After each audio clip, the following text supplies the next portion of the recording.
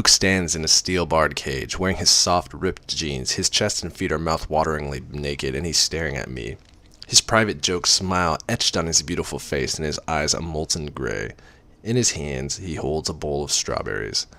He ambles with athletic grace to the front of the cage, gazing intently at me. Holding up a plump, ripe strawberry, he extends his hands through the bars. "Eat," he says, his tongue caressing the front of his palate as he enunciates the tea. I try and move toward him, but I'm tethered, held back by some unseen force around my wrist, holding me.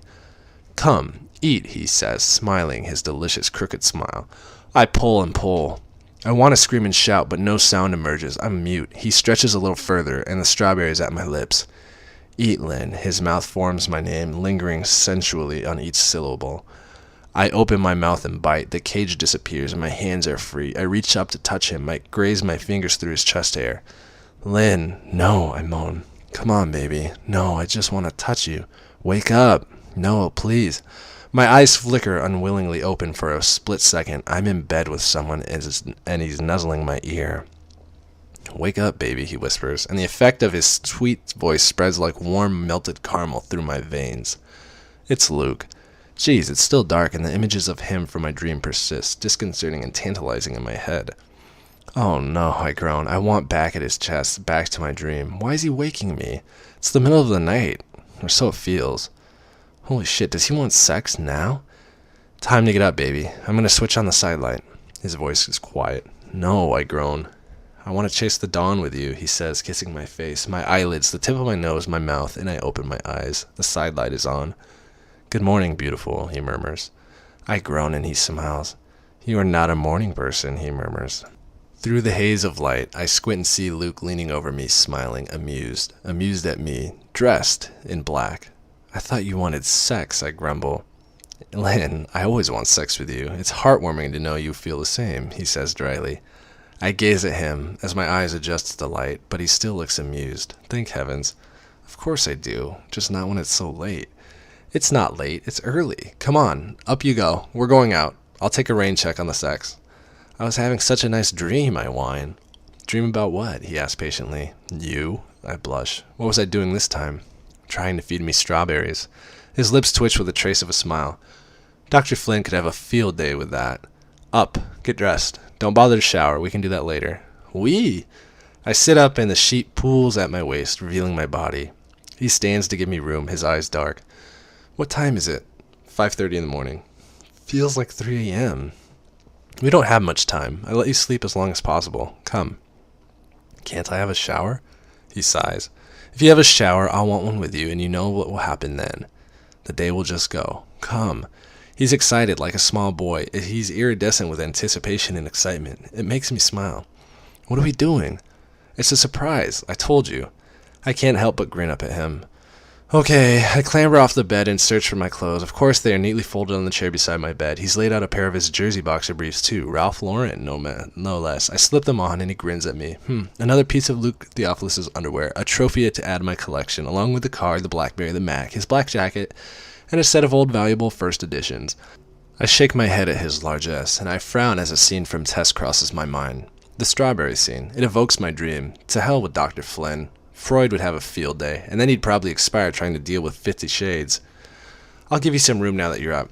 Luke exits towards the living area, and I wander into the bathroom. I have needs to attend to, and I want a quick wash. 7 minutes later, I'm in the living area, scrubbed, brushed, and dressed in jeans, in my camisole, and Luke Theophilus's underwear. Luke glances up at me from the small dining table where he's sitting, eating breakfast. Breakfast? Geez, at this time? "Eat," he says. Holy Moses, my dream. I gape at him, thinking about his tongue on his palate. His expert tongue. "Lynn," he says sternly, pulling me out of my reverie. It really is too early for me. How to handle this? "I'll have some tea. Can I take a croissant for later?"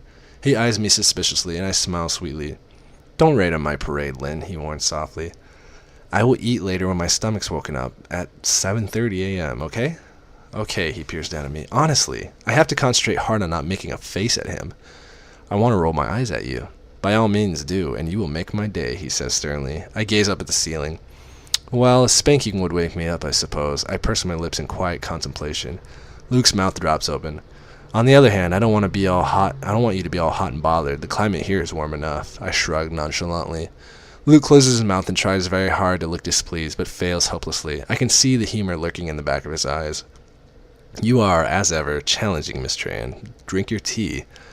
I notice the Twinings label, and inside my heart sings. See, he does care, my subconscious mouth at me, and I sit and face him, drinking his beauty. Will I ever get enough of this man? As we leave the room, Luke throws a sweatshirt at me. You'll need this. I look at him, puzzled. Trust me, he grins, leans over and kisses me on the lips, and then grabs my hand, and we head out. Outside, in the relative cool of the half-light of pre-dawn, the valet hands Luke a set of keys to a flashy sports car with a soft top. I raise an eyebrow at Luke, who smirks back at me. You know, sometimes it's great being me, he says, with a conspiratorial but smug grin that I simply can't help emulating. He's so lovable when he's playful and carefree. He opens my car door with an exaggerated bow, and I climb in. He's in such a good mood. Where are we going? You'll see. He grins, and he slips into the car to drive, and we head out to the Savannah Parkway. He programs the GPS and presses a switch on the steering wheel, and a classical orchestral piece fills the car. What's this? I ask, as the sweet sound of hundreds of violins strings assails us. It's from La Traviata, an opera by Verdi. Oh my, it's lovely. I've heard of that. I can't think where. What does it mean? Luke glances at me and smirks. Well, literally, the woman led astray. It's based on Alexander Dumas' book, La Dame au Conla. I don't give a fuck. Ah, I've read it. I thought you might. The doomed courtesan. I squirm uncomfortably in the plush leather seat. Is he trying to tell me something? It's a depressing story, I mutter. Too depressing? Do you want to choose some music? This is on my iPod. Luke has that secret smile again. I can't see his iPod anywhere. He taps the screen on the console behind us and beyond. Behold, there's a playlist. You choose. His lips twitch into a smile, and I know it's a challenge. Luke Theophilus' iPod. This should be interesting. I scroll through the touchscreen and find the perfect song. I press play. I wouldn't have figured him for a Britney fan. The club mix techno beat assaults us both, and Luke turns the volume down. Maybe it's too early for this. Britney's at her most sultry. Toxic, eh? Luke grins.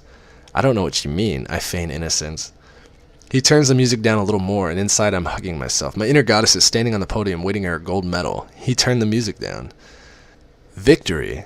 I didn't put that song on my iPod, he says casually, and he puts his foot down so I'm thrown into the back of my seat as the car accelerates along the freeway. What? He knows what he's doing, the bastard. Who did? And I have to listen to Britney going on and on. Who? Who? The song ends and the iPod shuffles to Damien Rice being mournful. Who? I stare out of the window with my stomach churning. Who? It was Layla, he answers my unspoken thoughts. How does he do that? Layla? An ex who put the song on my iPod. Damien warbles away in the background as I sit stunned. An ex. An ex submissive? An ex. One of the 15, I ask? Yes. What happened to her? We finished. Why? Oh, jeez, it's too early for this kind of conversation, but he looks relaxed, happy even, and what's more, talkative. She wanted more. His voice is low, introspective even, and he leaves the sentence hanging between us, ending it with that little powerful word again. And you didn't? I ask before I can employ my brain to mouth filter. Shit, do I want to know? He shakes his head. I've never wanted more, until I met you. I gasp, reeling. Oh my, isn't this what I want? He wants more. He wants it too. My inner goddess is backflipped off the podium and is doing cartwheels around the stadium. It's not just me. What happened to the other 14, I ask. Geez, he's talking. Take advantage. Do you want a list? Divorced, beheaded, died? You're not Henry VIII. Okay, in no particular order, I've only had long-term relationships with 4 women, apart from Elena. Elena? Elena? Mrs. Robinson to you. He half smiles his secret private joke smile. Elena, holy fuck, the evil one has a name and it's all foreign sounding. A vision of a glorious pale-skinned vamp with raven hair and ruby red lips come to mind, and I know that she's beautiful. I must not dwell. What happened to the 4? I asked to distract myself. So inquisitive, so eager for information, Miss Tran, he scolds playfully. Oh, Mr. When is your period due? Lynn, a man needs to know these things. Does he? I do. Why? Because I don't want you to get pregnant. Neither do I. Well, not for a few years yet. Luke blinks startled, then visibly relaxes. Okay, Luke doesn't want children. Now or never. I'm reeling from this sudden, unprecedented attack of candor. Perhaps it's the early morning, something in the Georgia water, the Georgia air. What else do I want to know? Carpe diem. So the other 4, what happened? I ask. One met someone else. The other three wanted more. I wasn't in the market for more then. And the others? I press. He glances at me briefly and just shakes his head. Just didn't work out. Whoa, a bucket load of information process. I glance in the side mirror of the car and notice the soft swell pink of aquamarine in the sky behind. Dawn is following us. Where are we headed? I asked, perplexed, gazing at the I-95. We're heading south, that's all I know. An airfield. We're not going back to Seattle, are we? I gasp, alarmed. I haven't said goodbye to my mom. Gee, she's expecting us for dinner. He laughs. No, Lynn, we're going to indulge in my second favorite pastime. Second? I frown at him. Yep, I told you my favorite this morning. I glance at his glorious profile, frowning, racking my brain. Indulging in you, Miss Tran, that's got to be the top of my list. Any way I can get to you. Oh. Well, that's quite high up on my list of diverting, kinky priorities, too, I mutter, blushing. I'm pleased to hear it, he mutters dryly. So, airfield? He grins at me. Soaring. The term rings a vague bell. He's mentioned it before. We're gonna go chase the dawn, Lynn. He turns and grins at me as the GPS urges him to turn right into what looks like an industrial complex. He pulls up outside a large white building with a sign reading Brunswick Soaring Association. Gliding? We're going gliding? He switches off the engine. You up for this? He asks. You're flying? Yes. Yes, please, I don't hesitate. He grins and leans forward and kisses me. Another first, Miss Tran, he says as he climbs out of the car. First? What sort of first? First time flying a glider? Shit, no. He said he's done it before. I relax. He walks around and opens my door. The skies turn into a subtle opal, shimmering and glowing softly behind the sporadic childlike clouds. Dawn is upon us. Taking my hand, Luke leads me around the building to a large stretch of tarmac where several planes are parked. Waiting beside them is a man with a shaved head and a wild look in his eye, accompanied by Taylor. Taylor? Does Luke go anywhere without that man? I beam at him, and he smiles kindly back at me. Mr. Theophilus, this is your tow pilot, Mr. Mark Benson, says Taylor. Luke and Benson shake hands and strike up a conversation, which sounds very technical about wind speed, directions, and the like.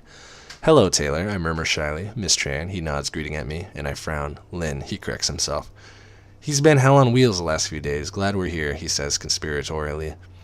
Oh, this is news. Why? Surely not because of me. Revelation Thursday.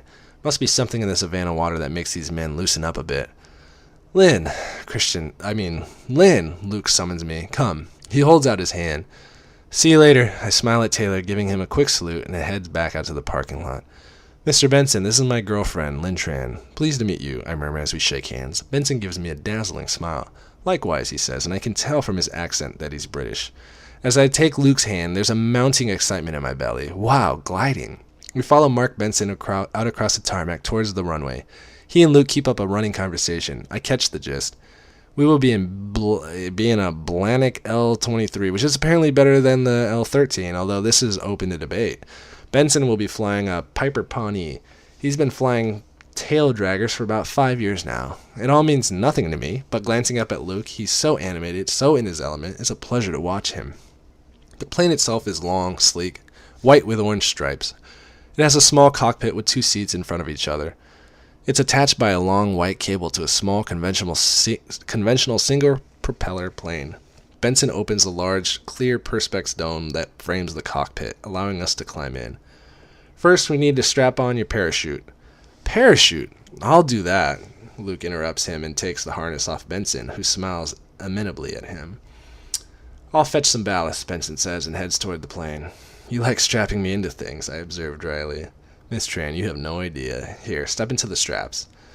I do as I'm told, placing my arm on his shoulder. Luke stiffens slightly but doesn't move. Once my feet are in the loops, he pulls the parachute up, and I place my arms through the other shoulder straps. Deftly, he fastens the harness and tightens all the straps. There, you'll do, he says mildly, but his eyes are gleaming. Do you have your hair tied from yesterday? I nod. Want me to put my hair up? Yes. I quickly do as I'm asked.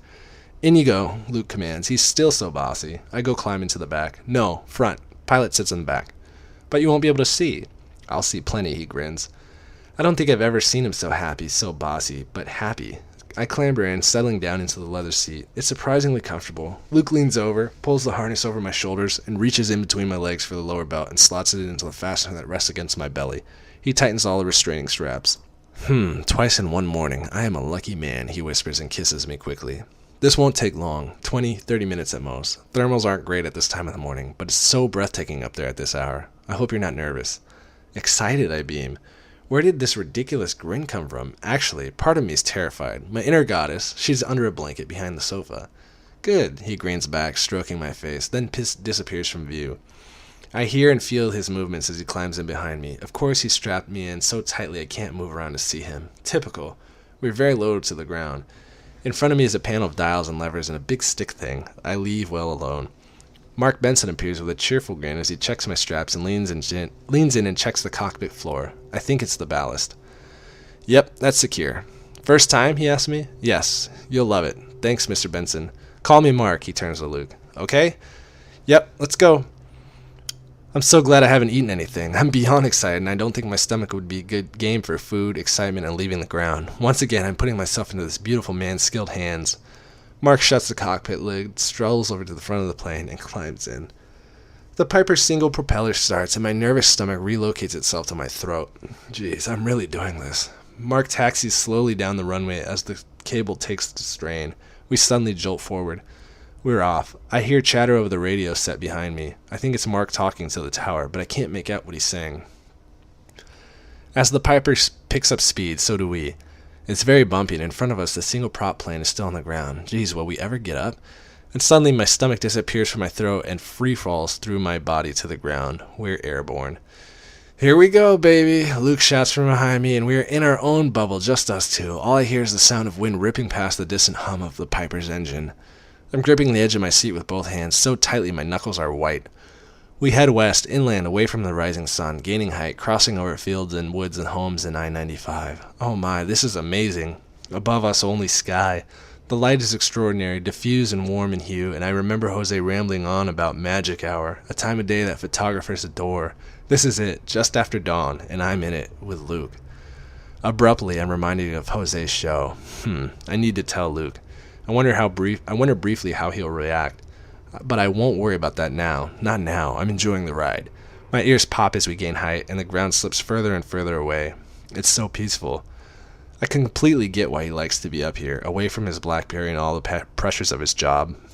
The radio crackles into life, and Mark mentions 3,000 feet. Geez, that sounds high. I check the ground, and I could no longer clearly distinguish anything down there. Release, Luke says into the radio, and suddenly the Piper disappears and the pulling sensation provided by the small plane ceases. We're floating over Georgia. Holy fuck, it's exciting. The plane banks and turns as the wing dips and we spiral toward the sun. Icarus, this is it. I'm flying close to the sun, but he's with me, leading me. I gasp at the realization. We spiral and the view of this morning light is spectacular. Hold on tight, he shouts, and we dip again. Only this time he doesn't stop. Suddenly, I'm upside down, looking at the ground through the top of the cockpit canopy. I squeal loudly, my arms automatically lashing out, my hands splayed on the perspex to stop me falling. I can hear him laughing. Bastard. But his joy is infectious, and I'm laughing too as he rights the plane. I'm glad I didn't have breakfast, I shout at him. Yes, in hindsight, it's good you didn't, because I'm going to do that again. He dips the plane once more until we're upside down. This time, because I'm prepared, I hang on to the harness, but it makes me grin and giggle like a fool. He levels the plane once more. Beautiful, isn't it? He calls. Yes. We fly, swooping majestically through the air, listening to the wind in the silence and the early morning light. Who could ask for more? See the joystick in front of you? He shouts again. I look at the stick that's moving slightly between my legs. Oh no, where's he going with this? Grab hold! Oh shit, he's going to make me fly the plane? No! Go on, Lane, grab it, he urges more vehemently. Tentatively, I grasp it and feel the pitch and yaw of what I assume are rudders and paddles or whatever that keeps this thing in the air. Hold tight, keep it steady. See the middle dial in front? Keep the needle dead center. My heart is in my mouth. Holy shit, I'm flying a glider. I'm soaring. Good girl. Luke sounds delighted. I'm amazed you let me take control, I shout. You'd be amazed at what I'd let you do, Miss Tran. Back to me now. I feel the joystick move suddenly, and I let go as we spiral down several feet, my ears starting to pop again. The ground is getting closer, and it feels like we could be hitting it shortly. Geez, that was scary. BMA, this is BGN Papa 3 Alpha, entering left downwind runway as we runway 7 to the grass. BMA. Luke sounds his usual authoritative self. The tower squawks back at him over the radio, but I don't understand what they'll say. We sail around again in a wide circle, sinking down slowly to the ground. I can see the airport, the landing strips, and we're flying back over I-95. Hang on, baby, this can be bumpy. After another circle, we dip, and suddenly we're on the ground, with a brief thump racing along the grass. Holy shit, my teeth chatter as we bump at an alarming speed along the ground until we finally come to a stop. The plane sways slightly, then dips to the right. I take a deep lungful of air while Luke leans over and opens the cockpit lid, clambering out and stretching. How was that? He asks. His eyes are a shining, dazzling silver gray. He leans down to unbuckle me. That was extraordinary. Thank you, I whisper. Was it more? He asks, his voice tinged with hope. Much more, I breathe, and he grins. Come. He holds his hand out to me, and I clamber out of the cockpit. As soon as I'm out, he grabs me and holds me flush against his body. Suddenly, his hand is in my hair, tugging it so my head tips back, and his other hand travels down to the base of my spine. He kisses me long, hard, and passionately, his tongue at my mouth. His breathing is mounting. His erection. We're in a field, but I don't care. My hands twist in his hair, anchoring him to me. I want him here, now, on the ground. He breaks away and gazes down at me, his eyes now dark and luminous in the early morning light, full of raw, arrogant sensuality. Wow, he takes my breath away. Breakfast, he whispers, making it sound deliciously erotic. How can he make bacon and eggs sound like forbidden fruit? It's an extraordinary skill. He turns, clasping my hand, and we head back toward the car. What about the glider? Someone will take care of that, he says dismissively. We'll eat now. His tone is unequivocal. Food. He's talking about food, when really all I want is him. Come, he smiles. I've never seen him like this. It's a joy to behold. I find myself walking beside him, hand in hand, with a stupid, goofy grin plastered on my face. It reminds me of when I was 10 and spending the day at Disneyland with Ray. It was a perfect day, and this is sure shaping out to be the same. Back at the car, as we head along the I-95 towards Savannah, my phone alarm goes off. Oh yeah, my pill. What's that? Luke asks, curious, glancing at me. I fumble my purse for the packet. Alarm from my pill, I mutter as my cheeks flush. His lips quirk up. Good. Well done. I hate condoms. I flush some more. He's as patronizing as ever. I like that you introduced me to Mark as your girlfriend, I murmur. Isn't that what you are? He raises an eyebrow. Am I? I thought you wanted a submissive. So did I, Lynn. And I do, but I've told you, I want more too. Oh my, he's coming around, and hope surges through me, leaving me breathless. I'm very happy that you want more, I whisper. We aim to please Miss Tran. He smirks as we pull into the International House of Pancakes. IHOP, I grin back at him. I don't believe it. Who would have thought? Luke Theophilus at IHOP. Well, we all thought that. Luke is very much an IHOP kind of guy. It's 8:30 a.m., but quiet in the restaurant. It smells of sweet batter, fried food, and disinfectant. Not such an enticing aroma. Luke leads me to a booth. I would have never pictured you here, I say as we slide into a booth. My dad used to bring us to one of these whenever my mom went away at a medical conference. It was our secret. He smiles at me, gray eyes dancing, then picks up a menu, running a hand through his wayward hair as he stares down at it. Oh, I want to run my hands through that hair. I pick up a menu and examine it. I realize I'm starving. I know what I want, he breathes, his voice low and husky. I glance at him, and he's staring at me in that way that tightens all the muscles in my belly and takes my breath away, his eyes dark and smoldering. Holy shit, I gaze at him, my blood singing in my veins, answering his call. I want what you want, I whisper. He inhales sharply. Here? He asks suggestively, raising an eyebrow at me, smiling wickedly, his teeth trapping the tip of his tongue. Oh my, sex in IHOP. His expression changes, growing darker. Don't bite your lip, he orders. Not here, not now. He hardens, his eyes harden momentarily, and for a moment he looks so deliciously dangerous. If I can't have you here, don't tempt me. Hi, my name's Leandra. What can I get for you folks today this morning? Her voice trails off, stumbling over her words as she gets an eyeful of Mr. Beautiful opposite me. She flushes scarlet, and a small ounce of sympathy for her bubbles unwelcome into my consciousness, because he still does that to me. Her presence allows me to escape briefly from his sensual glare. Lynn, he prompts me, ignoring her, and I don't think anyone could squeeze as much carnality into my name as he does at that moment. I swallow, praying that I don't go the same color as poor Leandra.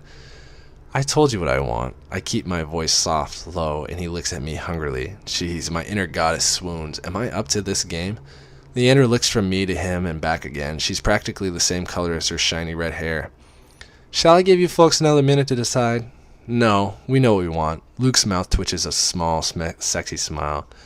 We'll have 2 portions of the original buttermilk pancakes with maple syrup and bacon on the side, 2 glasses of orange juice, 1 black coffee with skim milk, and 1 English breakfast tea, if you have it, says Luke, not taking his eye off me. Thank you, sir. Will that be all? Leander whispers, looking anywhere but at the 2 of us. We both turn to stare at her, and she flushes crimson again and scuttles away. You know, it's really not fair. I glance down at the Formica tabletop, tracing the pattern in with my index finger, trying to sound nonchalant. What's not fair? How you disarm people. Women. Me. Do I disarm you? I snort. All the time. It's just looks, Lynn, he says mildly. No, Luke, it's much more than that. His brow creases. You disarm me totally, Miss Steele. Miss Tran, your innocence, it cuts through all the crap. Is that why you've changed your mind? Changed my mind? Yeah, about us? He strokes his chin thoughtfully with his long, skilled fingers. I don't think I've ever changed my mind, per se. We just need to redefine our parameters, redraw our battle lines, if you will. We can make this work, I'm sure. I want you submissive in my playroom. I will punish you if you digress from the rules. Other than that, well, I think it's all up for discussion. Those are my requirements, Miss Tran. What say you to that?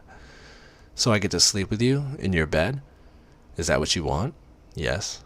I agree then. Besides, I sleep very well when you're in my bed. I had no idea. His brow creases as his voice fades. I was frightened you'd leave me if I didn't agree to all of it, I whisper. I'm not going anywhere, Lynn. Besides, we're following your advice, your definition. Compromise. You emailed it to me, and so far it's working for me. I love that you want more, I murmur shyly. I know. How do you know? Trust me, I just do, he smirks at me. He's hiding something. What? At that moment, Leandro arrives with breakfast and our conversation ceases. My stomach rumbles, reminding me of how ravenous I am. Luke watches with annoying approval as I devour everything on my plate. Can I treat you? I ask Luke. Treat me how? Pay for this meal. Luke snorts. I don't think so. Please, I want to, he frowns at me. Are you trying to completely emasculate me? This is probably the only place that I'll be able to afford to pay. Lynn, I appreciate the thought. I do. But no. I purse my lips. Don't scowl, he threatens, his eyes glinting ominously. Of course he doesn't ask me for my mother's address. He knows it already, stalker that he is. When he pulls up outside the house, I don't comment. What's the point? Do you want to come in? I ask shyly. I need to work, Lynn, but I'll be back this evening. What time?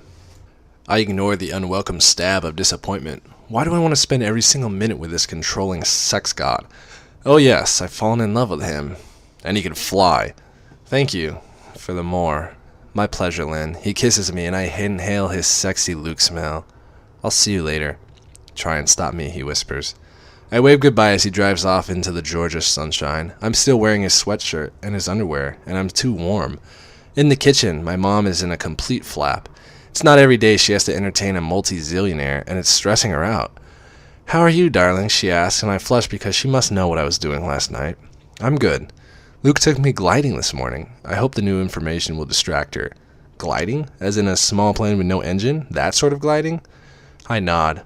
Wow. She's speechless, a novel concept for my mother. She gapes at me, but eventually recovers herself and resumes her original line of questioning. How was last night? Did you talk? Jeez, I flush bright scarlet. We talked last night and today. It's getting better. Good. She turns her attention back to the 4 cookery books she has open on the kitchen table. Mom, if you like, I'll cook this evening. Oh, honey, that's kind of you, but I want to do it. Okay, I grimace, knowing full well that my mother's cooking is pretty hit or miss. Perhaps she's improved since she's moved to Savannah with Bob. There was a time when I wouldn't subject anyone to her cooking, even. Who do I hate? Oh yeah, Mrs. Robinson. Well, maybe her. Will I ever meet this damn woman? I decide to send a quick thank you to Luke. From Lynn. Subject, soaring as opposed to soaring. Good one, Lynn. To Luke. Sometimes you really know how to show a girl a good time. Thank you. Signed, Lynn. From Luke. Soaring versus soaring. To Lynn. I'll take either of those over your snoring. I had a good time too. But I always do when I'm with you. Signed, Luke. From Lynn. Subject, snoring. To Luke. I do not snore, all caps. And if I do, it's very ungallant of you to point it out. You're no gentleman, Mr. Theophilus, and you are in the deep south, too. From Luke, subject, somniloquy. I don't even know if I'm saying that right. To Lynn, I've never claimed to be a gentleman, Lynn, and I think I've demonstrated that point to you on numerous occasions. and I am not intimidated by your shouty capitals. But I will confess to a small white lie. No, you don't snore, but you do talk, and it's fascinating. What happened to my kiss? Signed Luke. Holy shit. I know I talk in my sleep. Kate has told me enough times. What the hell have I said? Oh no. From Lynn. Subject, spill the beans. To Luke. You are a cad and a scoundrel. Definitely no gentleman. So what did I say? No kisses for you until you talk. From Luke. Subject, sleeping, talking beauty. To Lynn. It would be most ungallant of me to say, and I've already been chastised for that. But if you behave yourself, I may tell you this evening. I do have to go into a meeting now. Laters, baby. Signed Luke. Right. I shall maintain radio silence until this evening. I fume. Jeez, supposing I've said I hate him, or worse still, that I love him in my sleep. Oh, I hope not. I'm not ready to tell him that, and I'm sure he's not ready to hear it, if he ever wants to hear it. I scowl at my computer and decide that whatever I cook, I will make bread. My mom has decided on gazpacho soup and barbecue with steaks marinated in olive oil, garlic, and lemon. Luke likes meat, and it's simple to do. Bob has volunteered to man the barbecue grill. What is it about men and fire? I ponder as I trail after my mother through the supermarket with a shopping cart. As we browse the raw meat cabinet, my phone rings. I scramble for it, thinking it may be Luke. I don't recognize the number. Hello? I answer breathlessly. Lynn Tran? Yes. It's Elizabeth Morgan from SIP. Oh, hi. I'm calling to offer you the job of assistant Mr. Jack Hyde. We'd like you to start on Monday. Wow, that's great. Thank you. You know the salary details? Yes, that's, I accept your offer. I'd love to come and work for you. Excellent. We'll see you Monday at 8:30 a.m.? See you then. Goodbye, and thank you. I beam at my mom. You have a job? I nod gleefully, and she squeals and hugs me in the middle of the Publix market. Congratulations, darling. We have to buy some champagne. She's clapping her hands and jumping up and down. Is she 42 or 12? I glance down at my phone and frown. There's a missed call from Luke. He never phones me. I call him straight back. Lynn, he answers immediately. Hi, I murmur shyly. I have to return to Seattle. Something's come up. I'm on my way to Hilton Head now. Please apologize to your mother. I can't make dinner. He sounds very businesslike. Nothing serious, I hope. I have a situation I have to deal with. I'll see you Friday. I'll send Taylor to collect you from the airport if I can't come myself. He sounds cold, angry even, but for the first time I don't immediately think it's me. Okay, I hope you sort out your situation. Have a safe flight. You too, baby, he breathes, and with those words, my Luke is back briefly. He hangs up. Oh no, the last situation he had was my virginity. I hope it's nothing like that. I gaze at my mom. Her earlier jubilation has metamorphosed into concern. It's Luke. He's had to go back to Seattle. He apologizes. Oh, that's a shame, darling. We could still have our barbecue, and now we have something to celebrate. Your new job. You have to tell me all about it. It's late afternoon, and my mom and I are laying beside the pool. My mother's relaxed to the point where she's literally horizontal now that Mr. Megabucks is not coming to dinner. As I lie in the sun, endeavoring to lose the pail, I think about yesterday evening and breakfast today. I think about Luke, and my ridiculous grin refuses to subside. It keeps creeping across my face, unbidden and disconcerting, as I recall our various conversations and what he did. There seems to be a tidal shift in Luke's attitude. He denies it, but he admits he's trying for more. What could have changed? What has altered since he sent his long email and when I saw him yesterday? What has he done? I sit up suddenly, almost spilling my Dr. Pepper. He had dinner with her. Elena. Holy fuck. My scalp prickles at the realization. Did she say something to him? Oh, to have been a fly on the wall during their dinner. I could have landed in her soup or her wine glass and choked her. What is it, Anna?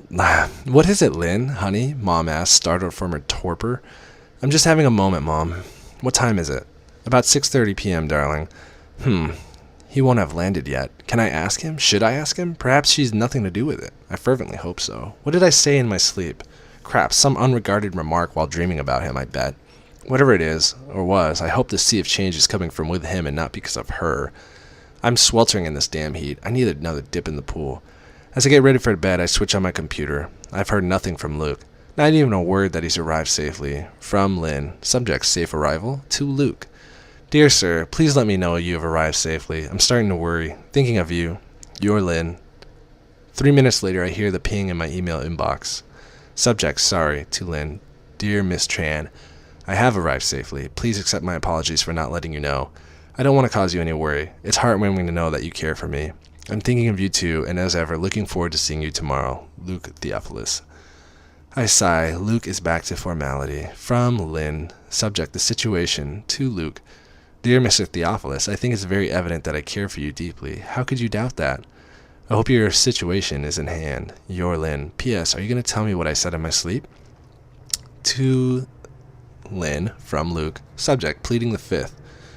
Dear Miss Tran, I like very much that you care for me. This situation here is not yet resolved.